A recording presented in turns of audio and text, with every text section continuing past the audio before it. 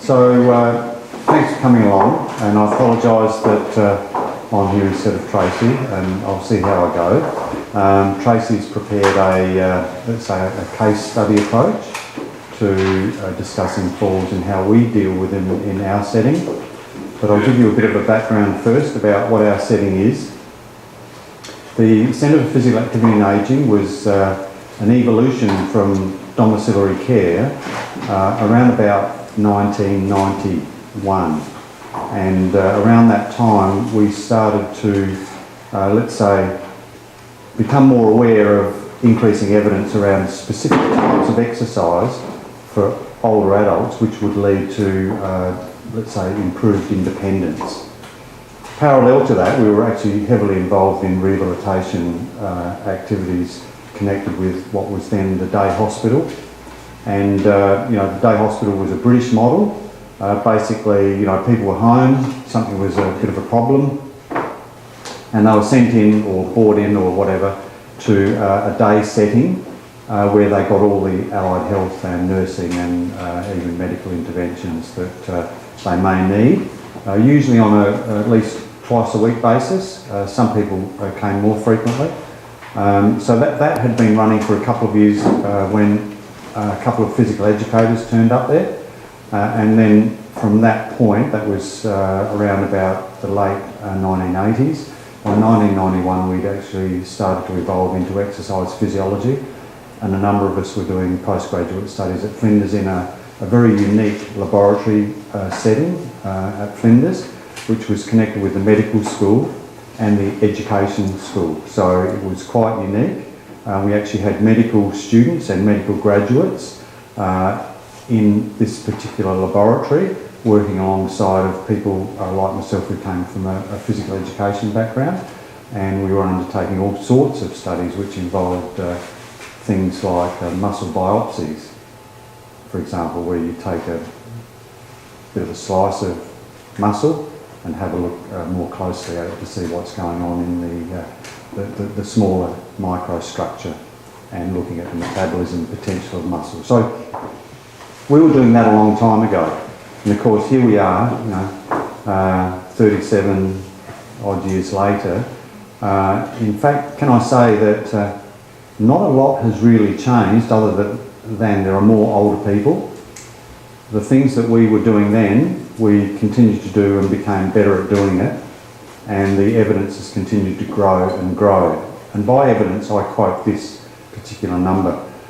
When I did my postgraduate study, I was interested in people that had a stroke, and I used a couple of keywords to search the literature in 1993, and the keywords I used were stroke, exercise, and VO2, which is basically aerobic capacity. Using those three words, I was able to find 4 studies, and 2 of them had been done by one particular author. So there were essentially 3 authors at that time. A couple of years ago, I did the same study, search the literature, and there were just under 4,000,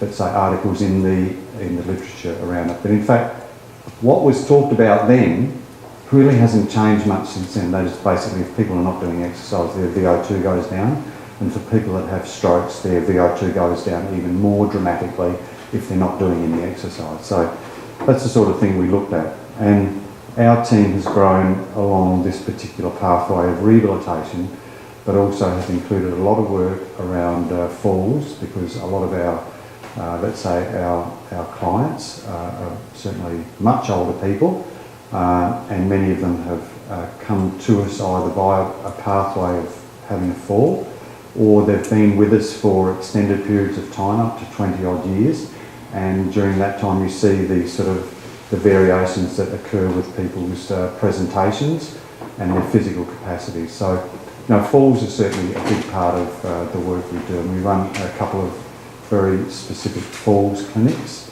and that's part of the falls clinic structure in the Adelaide Health System. So we're a part of that. We're part of the referral pathway for that. So Tracy came to me some time ago and said, I'm going to be talking to this group down here, And I said, oh, you know, a case study is useful because a case study can demonstrate practically what sort of things have been done. And before I get to that, how many of you actually have a clinical type background? Any physios in the room? Yep. All on the same line. Yep. Any OTs? Yep, that's good. Nurses? Good. Care workers of various types, allied health assistants, that sort of person? Yeah, good, great. Okay, so we've got a diverse group of people who are, I'd imagine, intensely interested in... Yeah, and there's Tim. Sure, there's a repeat.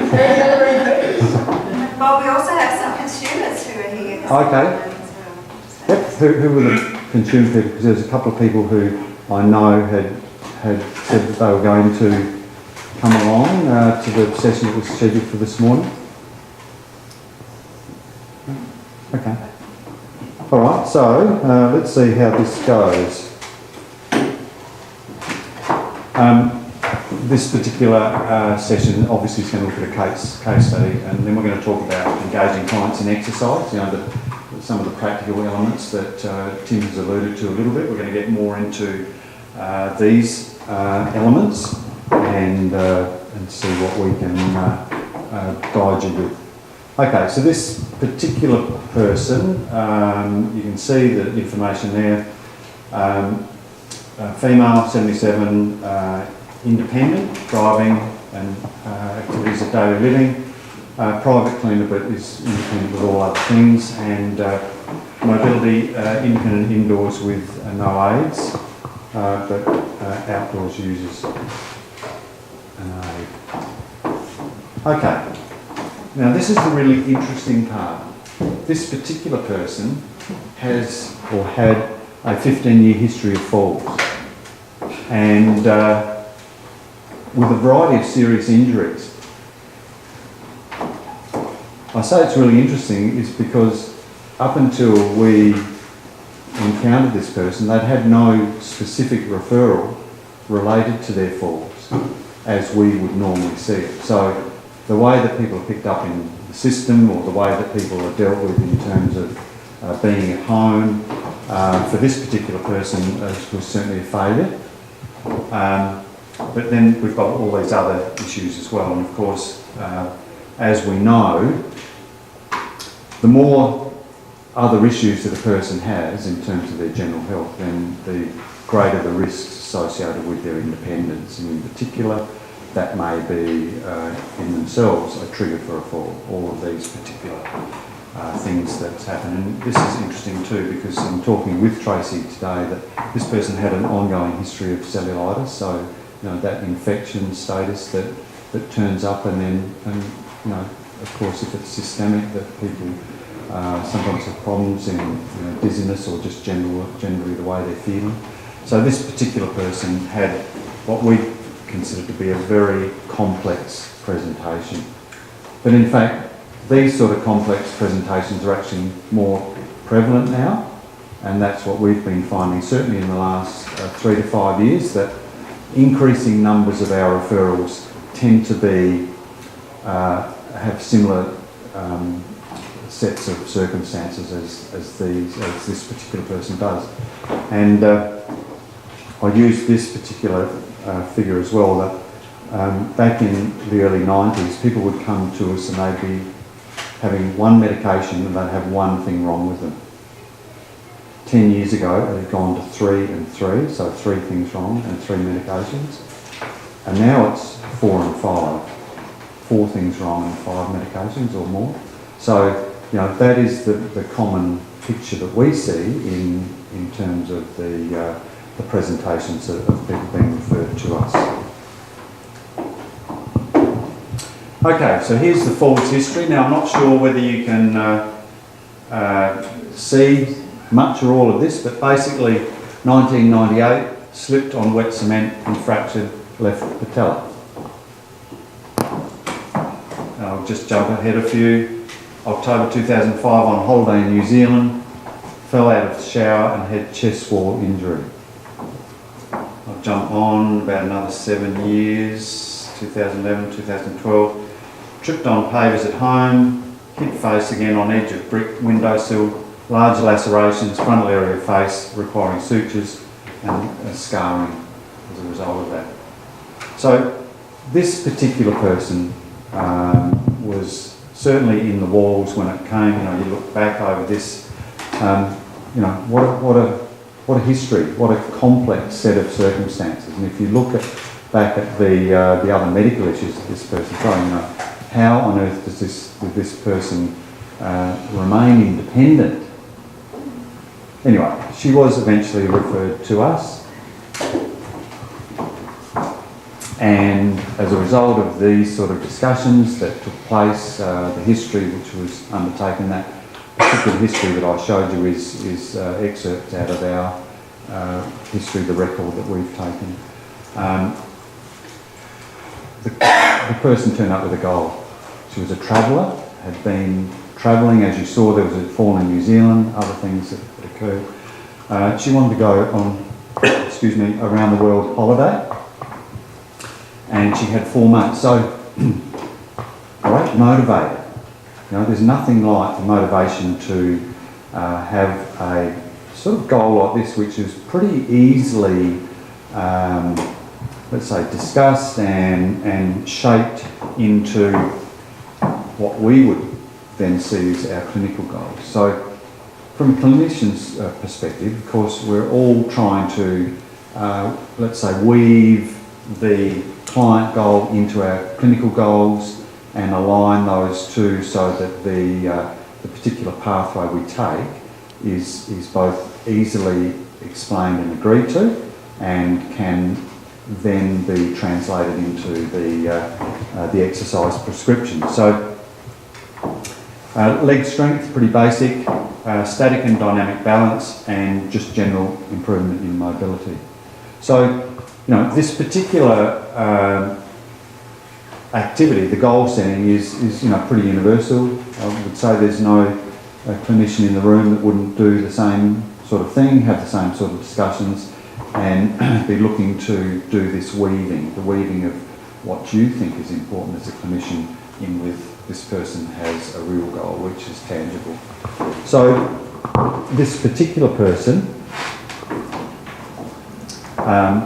as part of that goal setting and assessment process, went through a number of functional tests, and you know, we've got a few things here that Tim has talked about.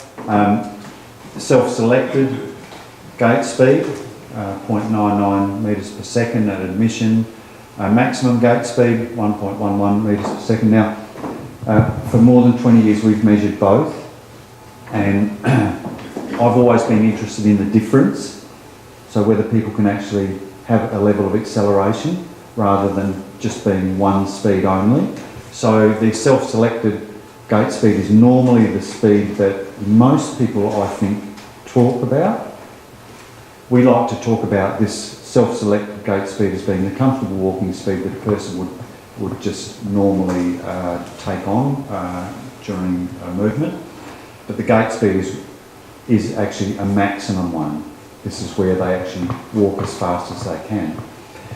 And what I have been looking at, and this is a little aside, is that the importance of the difference between the two. Because I think that actually can tell us as much about the person's level of independence and their ultimate, let's say, safety in a community or independent living setting, as much as this particular one. Now, I know, you know, Tim correctly identified that once this gets down to 0.8 metres per second or lower, that people are starting to have, let's say, the potential of poorer outcomes. But we started to put this in, and especially when we're looking at people that are very frail, and what we find is that frail people don't have much acceleration at all, so they can't really, they're not two-speed people, they're single-speed people. But if you can actually do the right sort of exercise training, you can actually, let's say, improve them to the point where there is actually a difference. So maximum gait speed is important. The other one that Tim talked about is this timed up and go. So, you know, how long does it take you to get up out of the chair, walk around a cone and come back 3 metres out and 3 metres back? And obviously, this is a fairly slow speed in a general sense. What's the figure we normally talk about? Is it less than 14 seconds? 14 seconds is risk. So this person is, 14 seconds or more is the risk point. In this particular case, couldn't sit to stand and do multiples of those, couldn't do any, and had a 300 metre 6-minute walk. The 6-minute walk test is an interesting one. Does anybody use that in a clinical sense? Yep, pretty easily organised. Usually a number of these are correlated. There's a strong correlation between gait speeds and all of those, but they in themselves are useful activities to get a more comprehensive test. And the Berg assessment. Does anybody use the Berg test as well? Yeah. So Berg is just a multi test set of activities, and you score a person on their particular performance, and the lower the score, 56 is maximum score. This person scored 37, which we consider, in this case, as you can see, medium risk. So this person was involved in training for quite a long period of time, and interesting, the admission test was on the 13th of April, and yet we were reviewing the person more than a year later. So that going overseas at 4 months is, I've got a bit of a question mark in my mind, not being a clinician involved with this person. I'm really wondering what happened in the interim period of time, but certainly at a subsequent review, you can see that there were what I'd consider to be major improvements across virtually all of the domains of testing except the sit-to-stand test. And maybe there was a biomechanical type reason why this person couldn't do that, but I can't fill that gap in for you because the full detail is sitting on my desk. And when I walked out of the room, I was about 20 kilometres away before I realised that I'd left it there. So don't ask me a question about that one. Okay, so here's our setting, and there's a lot of similarities with what we've got to an extent to what Tim might use in some of his settings now, but of course he had the extreme luxury of the HER equipment, which anybody who had the chance to access that either as a patient client or as a clinician using it for clients, it's fantastic equipment, and I'm not here to sell it because I'm not involved in it at that level, but certainly it's very user friendly, and it's got all sorts of clinical advantages including advantages to the clinician in terms of record keeping, as there's this card system where the person has their own identity card, like a swipe card thing, and that's got their full record in it, and the machine sets up based on your own card, and when you sit on that particular machine it'll set it up for you based on your current level of exercise, and it can be altered. There's a central point where there is a computer, and that computer can be used to adjust the settings for a person, and so when they finish that exercise on that particular piece of equipment or over the whole setting, it can be added to, so that the next time they come in they're at their new level. We still do it the old way. We have a card, but it's used with a pen. And it still works, but it's a little bit slower. Okay, so we use some hydraulic equipment. There's a hydraulic item there, so basically hydraulic resistance is very comfortable for people. The HER equipment is pneumatic, so it's similar in a way, but pneumatic is basically you're forcing the machine against the air pressure, which is determined by that particular guide. So it's very similar in some ways. We also use, believe it or not, free weights, pulleys free weights, some other strange items, some aerobic items. You know, we get people 80 and 90 getting on rowers and things like that. So, you know, exercise in this setting is very much like going to any other gym. We don't have much in the way of modification in our setting. The only thing is we use things like, as you saw with, you know, Tim's work on the obstacle type course, you know, the parallel bars give that element of safety. So, you know, we're all aligned, and in fact, I'm sure that anybody in the room who had access to a gym setting like this would use it in identical ways. Physio, OT, and where nurses work in teams as well, that happens as well as EPs, and you know, then there's fitness leaders and things like, you know, the Strength for Life program as well. Have you got a Strength for Life down this way at the moment? Yeah, so the Strength for Life programs, you know, might be run in a setting like this and be looking at that resistance training. So this particular client underwent her exercise and was obviously connected with us for a lot longer than I anticipated, looking at those dates on the previous slide. So there was nearly 18 months or more of 19 months, I think, of connection with us. So, you know, the long term is better, in my opinion. Once you get people in and they enjoy things, keep them connected, keep adjusting the goals and keep moving forward with what we call progression.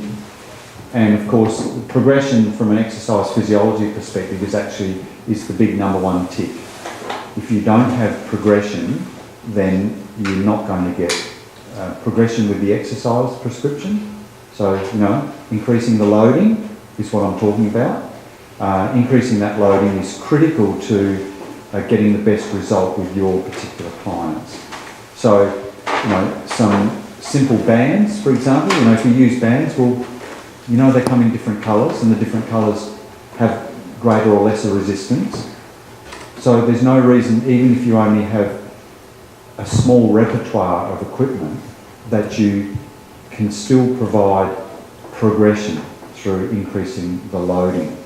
And the loading is normally related to the weight that people, or force that a person has to apply, the speed that they apply, and also the number of times that they apply that force. So, you know, there are some different elements involved in what we call, as exercise physiologists, progression and overloading. You can see here, this is the aerobic corner.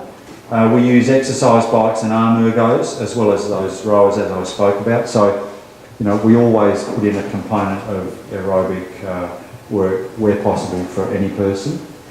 And as I said, none of this equipment is really changed much. The only adaptation we normally use is, you know, say if somebody's had a stroke, some special glove arrangement with Velcro. You know, there are commercially available gloves in order to connect the person's hand and arm with a particular item, whether that be a weight or an arm ergo or even a roller, and they've all done it. It's all happened. Okay, so, you know, this is not the HER record, this is the CPAA record. So, you know, we're talking about 15. Okay, so obviously there it is. Okay, so I wasn't wrong. The overseas holiday from May, beginning of May, and left in, August for that holiday. And then she came back in October. So, you know, that in itself is a fantastic outcome in terms of the, it appears like the holiday was a success, and I can only imagine, so I don't know. But the person's been able to come back. You can see that there's a lot of exercise in this program. So this person would have been there for a minimum of an hour. Time-wise, looks like only once a week. So, you know, is this enough of a load? Our own internal research suggests that if you give them a really good structured exercise program once a week, in our case, when we did this with the day rehab or the day hospital program, we did this more than a decade ago, we actually found that people attending once a week with a really well-managed, well-developed exercise program got the same benefit as people who were attending twice a week, doing the same program strategy. Now, I'm not advocating that we all just say, all right, once a week is good enough, because we know from other evidence with other types of clients that the multiple sessions per week do give a better result. But in terms of the clients that we had, people who were doing no exercise at all, the well-managed, well-developed exercise that was supervised and delivered at the intensity level gave that result just once a week. Are there any questions about that part of it and what I've said so far? I think we're probably all along the same line, you know. Remember, this person was a faller and their goal was safety, and it was centred around improved leg strength plus other things. So there's bike work, chair stands, a shuttle, which is basically you're sitting on a chair with this device which has got a set of bands underneath it, and you push out and you're pushing against that resistance of those bands. Hamstring curl, calf raise, calf press, knee flexion extension, then a rope pulley, some sort of march thing, and then some other things in there, bridging and that sort of thing, but some step-ups. So, you know, pretty traditional types of exercise that you use in the gym, but of course, multiple exercises, all focused on, you know, lower body improvements. And of course, you know, if you're going to succeed in terms of reducing the risks of falls, our strategy always looks at leg strength and aligns the major part of the program with leg strength. The other thing is, people of this age can do some really heavy exercise programs if you progress along steadily and you don't defeat their motivation by moving too quickly and adjusting too quickly. So the first thing for most people is just getting them used to doing some exercise in a new setting. So this person I would expect is probably a non-exerciser. So just getting used to the gym setting and supporting the person initially is as big an issue as the actual exercise itself. So, you know, that level of confidence is everything. So that when they leave each session, they might be a bit tired, but they're going to feel better, you know, blood flow, regional blood flow, the sense of movement and activity, you know, some increase in those, you know, various positive hormones that make people feel euphoric, you know, the endorphins, you know, that's what they're going to get. That's going to keep them coming back, feeling good about it. And then over time, they get, what I believe is they get connected, and once they're connected, properly connected, they're in it for the long term. So, you know, obviously this person was connected when she left for the holiday, and she was connected enough to come back. So, you know, I consider that a great outcome. Okay, so here's some progress notes. No falls for 6 months. More aware and careful. You know, one of the things that I've always felt is that the impact of others on a person who's at risk of falling, the things that you can do to getting close to that person and support them to be more aware. So when it comes to their decision making, to think carefully about it, to, you know, keep level-headed, to be attentive. You know, in my opinion, a lot of guys quite often, older guys fall over because they're not attentive.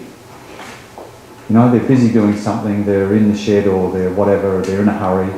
You know, they haven't put the hose back.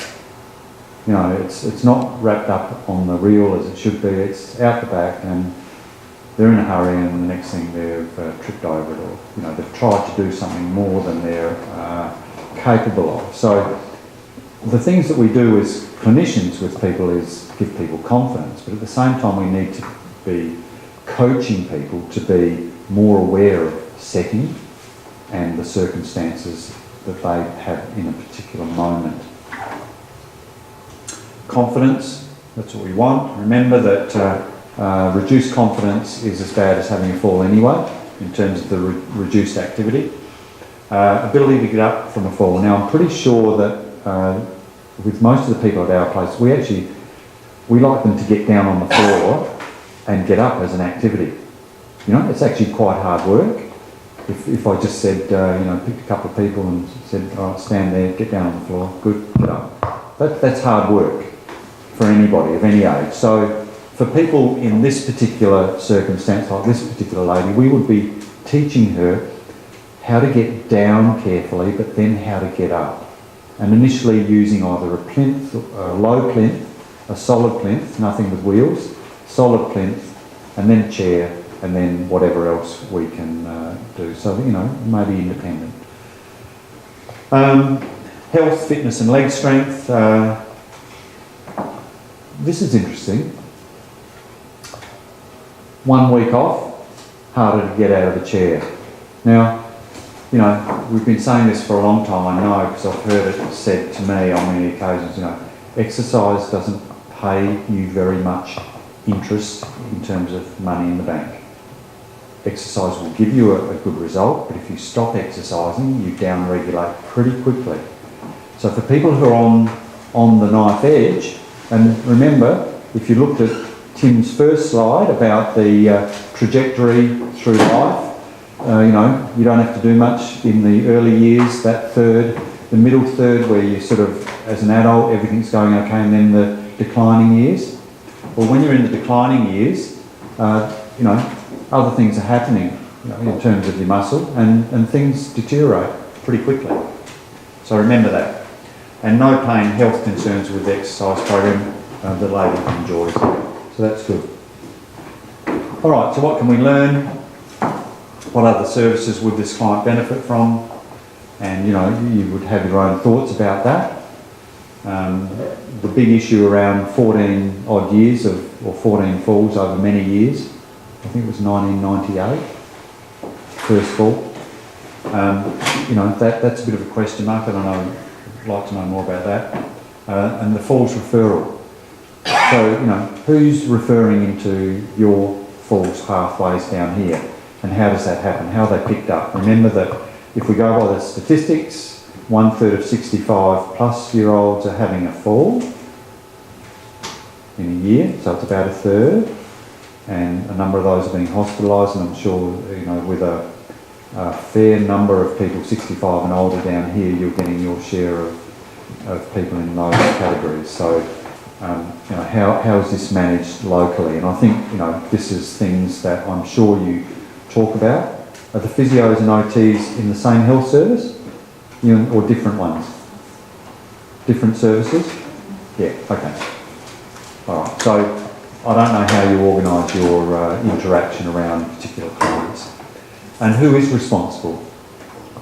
And how can we engage clients sooner? Of course, you know, awareness is one thing. Remember, April is usually the Falls Awareness Month, but there are things that you can do really every week of the year, in every month of the year around falls, because it is happening all of the time.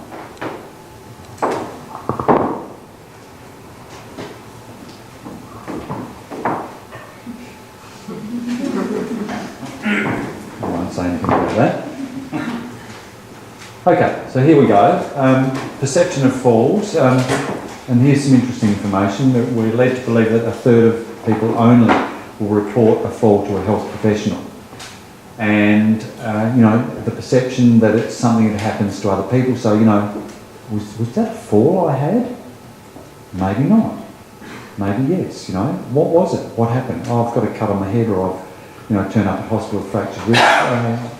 Yeah, they've had a fall. So these other near misses, or these trips and slips and things with either, you know, a bad fall with consequence or a no consequence fall, are probably the things that we need to know more about, because the falls with consequences are going to turn up anyway. So that's something. The fact that people often, you know, reflect on others rather than on themselves, and that they don't necessarily believe that it's something that concerns them because it affects other people, not them. And the fact that, you know, if we over-normalise falls, then, you know, people might have let's say, a problem in positioning themselves to talk to others about it. The other is, you know, and I think this is very important, the embarrassment and shame of loss of independence, or the fact that it could be a signal of a loss of independence. And, you know, it's quite a consequence. You know, if somebody has a fall with no harm, you know, that must surely shake that person's confidence. And, you know, how do we bridge that gap between knowing that it happened and allowing people, let's say, or encouraging people to open up about it? And I think, you know, quite often the language that we communicate with is the big issue. So, you know, what sort of words might we use? You know, is it a trip, a slip? You know, like, are there a number of other words which we can use in our conversations with people? And are we talking with others as well? So are we talking with not only the people in the demographic we might be targeting, but are we talking about it with people who are a lot younger? Because remember too that even younger people fall over. And not only on Saturday nights or Sunday mornings at 2 o'clock in the morning. You know, younger people fall over frequently, but they have the agility and robust status to be able to bounce out of it. But of course, you know, the reality is that, you know, kids at primary school and kindergarten, you know, falls are occurring across the lifespan. So, you know, it happens. You know, I run every morning, and I don't like running in the dark in the morning, but this time of year, you know, if it's 6:15, it's dark. And I can remember one day, I live in the hills, and I was running on the edge of the road, and I normally, believe it or not, I hold a torch when I run, and for some reason the torch went out and a car came around the corner quickly, so I dodged off the edge of the road, and the next thing I was about 4 metres down. I'd actually tripped on a branch, and, you know, I went this big tumble down the edge, and you know, I'm pretty sure I had a sore wrist a couple of years ago. But, you know, so recently my daughter, she's an OT as well, the other night she was running with her partner and their dog, tree roots around Green Hill Road at Kensington, and she fell over, you know, low position of her foot, dragged her foot, and down she went, hurt her knee. So, you know, if we talk more often about the falls that happen with others rather than just the falls for the older person, I think we might be able to bridge that gap and not isolate older people as being abnormal. And by abnormal, I don't mean that falls are necessarily a normal part of ageing. They don't have to be. But we need to be able to get communication going. And I think the perception of the fall is really where it's at. So, you know, we need to open up the discussion about that in conversations with people at an individual level and people in groups as well. Just so that we just continue to grow the reporting. Because remember, if somebody's had a fall, they're more likely to have another one. So, language of falls. The priorities of older people, you know, physically active, mobile or staying mobile, staying mentally active, staying strong, remain socially engaged, stability, maintaining independence. So, you know, they're all important uses of language, and, you know, these are very simple words to use, and the concepts that go with them can be less complex than these, but can still give a good outcome in terms of the language, the use of language. Okay, nearly finished. Exercise options. There's a range of allied health professionals. Now, I would usually include nurses and OTs in the mix, and fitness leaders and others in the mix around exercise options for falls.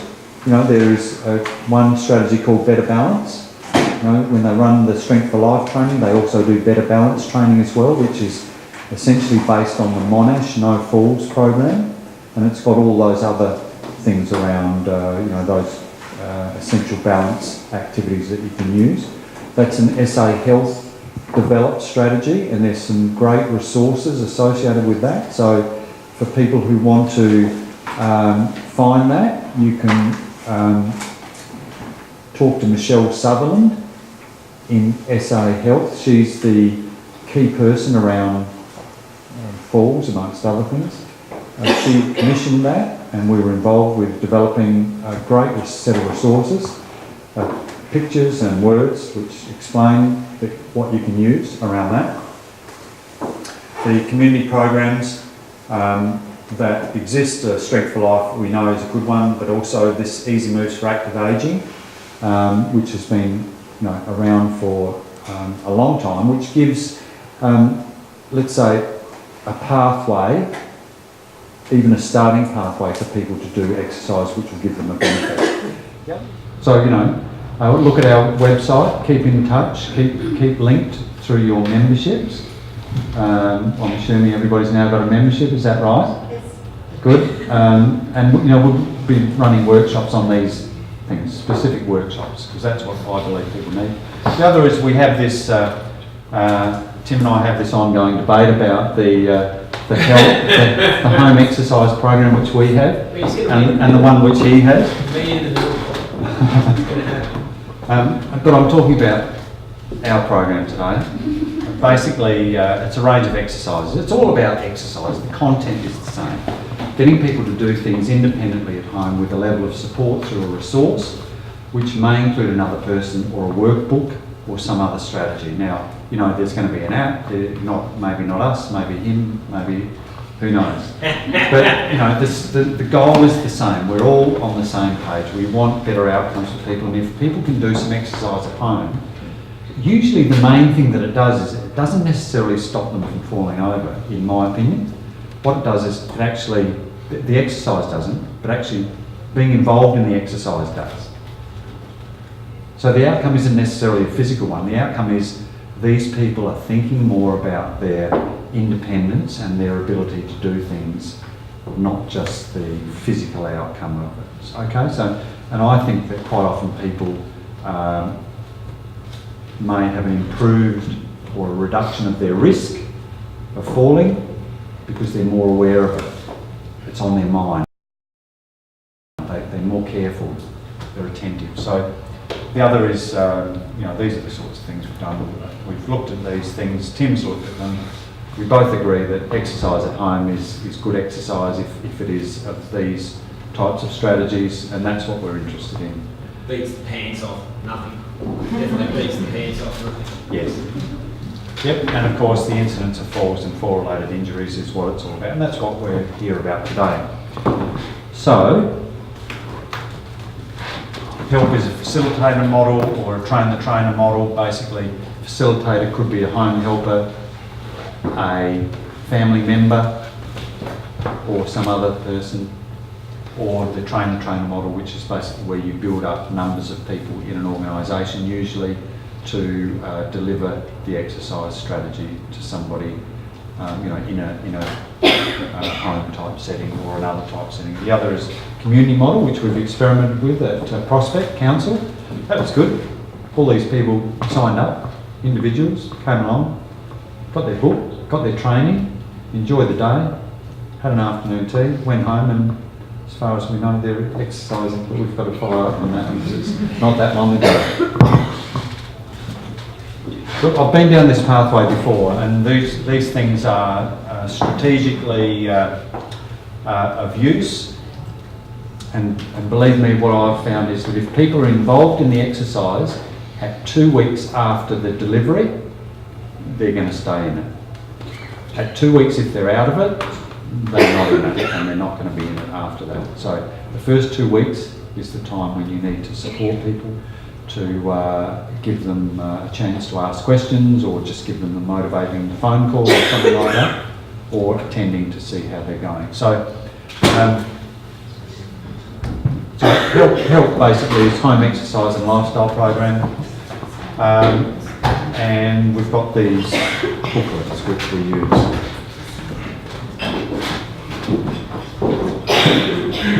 Okay, so I think that's all I need to talk about. So now, on the basis of a very limited amount of direct information, I hope that I've given you enough to think about when it comes to the delivery of an exercise strategy to reduce falls risk in an older person of that particular type, as we saw.